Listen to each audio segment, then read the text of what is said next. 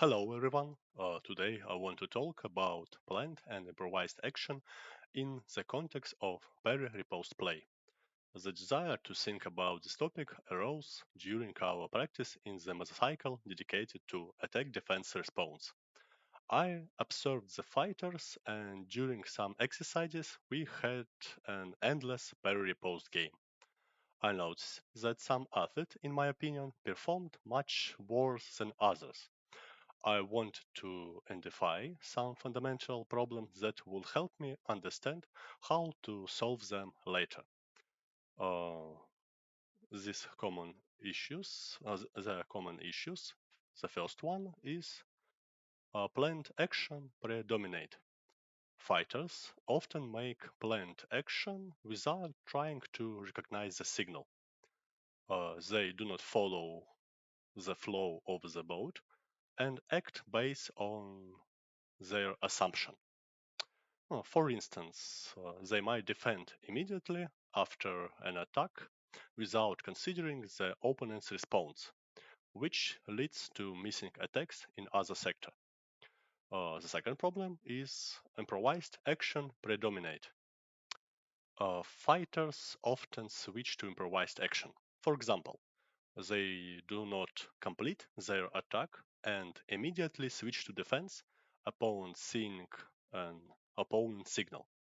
Or if they defend, they do not complete the defense and upon seeing opening, immediately try to attack, resulting in poor attacks and incomplete defense. Let's see some examples.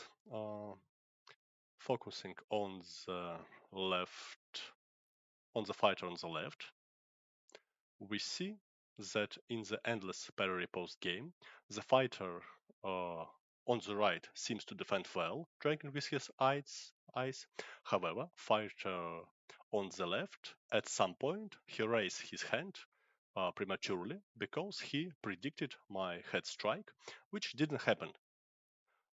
This is an example of planned action, allowing to me strike uh, to strike the body instead. Despite the slow speed in this exercise, the mistake is evident because the fighter raised his weapon without recognizing the signal. Let's see it again. What you see this? Riposte before I start my attack. And other example, other problem. Uh, The second category of problem with improvised action is when the fighter poorly executes both attack and defense, reacting to signals without following the tactical technical schemes we previously studied. This often results in suboptimal fencing action, leading to incomplete movement and attack.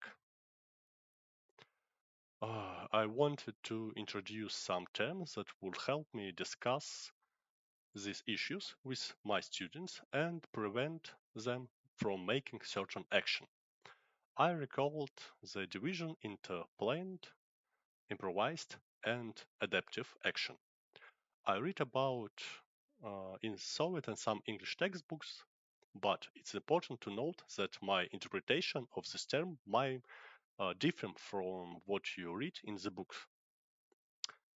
Well, for describing situation, I often use a simplified model.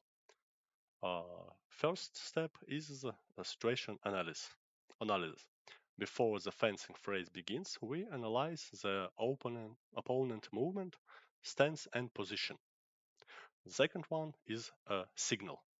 A signal can be external, like opponent attack, or internal, like seeing an opening in the open opponent defense. Third is signal processing. We recognizing and understanding the signal. Next one, decision making. Choosing an action based on predefined patterns or improvising. And the last one, action or multiply action. We executing the chosen action. Well, let's take a look on planned action. We analyze and predict our action in advance, nearly eliminating the signal processing and decision-making phase. Oh, you see this so small phase because we anticipate them during analysis. The advantages are speed and technical optimization, as this action are often rehearsed.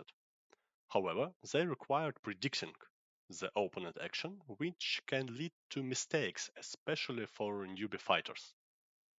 Okay, let's take a look. You see, I strike on the opponent head and take a defense or pulling strike. This planned action. The next one is improvised action. This arises when the little or no time for analysis. We react to a signal that is prioritizing, like starting an attack and or seeing the opponent counterattacking. Improvised action are fast and surprising to the opponent, especially if you have faced beginners who often use only improvised action. Advantages is speed. We reacting sim- sim- reacting on the phrase within the necessary time frame to achieve the overall goal to the boat, which is scoring point. And surprise. We unexpected action can catch even experienced fighter off guard. And disadvantages of, often technically sub-optional. Improvised action may not be well executed and can lead to incomplete attack or defense. They might lack a lack of necessary things and can even cause of accidental injuries. Well, let's take a look at a fighter on the right performing some improvised action. He reacts instantly to the attack, providing a response with the upward strike to the hand, with the dodge, strange thrust. These were not planned action, but improvised response based of immediate situation. Uh, another example, you see that planned and improvised action can can look to, can look the same, but it's about decision making in a process of fight before or instantly. Okay, let's take a look the last one, adaptive action. This action includes signal processing and decision making. We can track what the opponent is doing, recognize the signal, choose a prepared tactical technical solution from our repertoire, and execute one or multiply fencing action. Uh, for example, starting an attack in the fourth sector and then, depending on the situation, taking a defense and responding to the opening in the third sector. Advantages that most tactically and technically optimal for the current situation in the boat. Disadvantages are often slower than improvised or planned action due to the time spent on signal processing and decision making. Um, you see demonstration all of these categories of action. The first one, planned. I attacked and immediately defend, anticipating the opponent common response very fast. The second one, improvised action. I attacked, see the opponent movement, see opponent signal, and perform something. Counter attack to the hand, defense and response, and something strange. And the third category is adaptive action. I attack, recognize the opponent movement, take defense, and riposte, involving a phase of signal recognition. You see my eyes. Well, you see it. After I categorizing this action, I realize that my student need more work on adaptive action during parry-riposte play.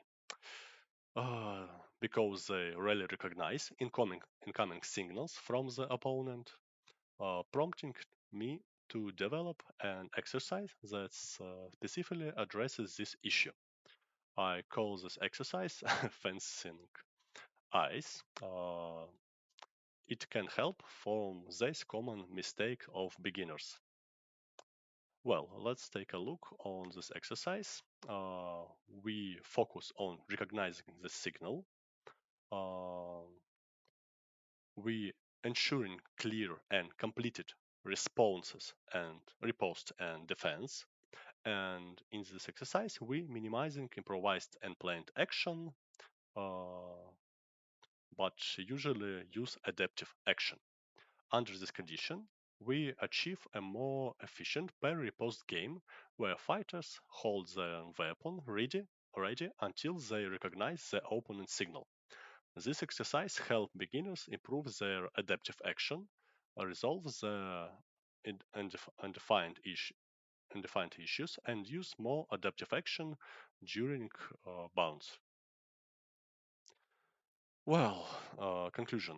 This exercise has become a staple in our metacycle dedicated to parry post play. Well, that's all.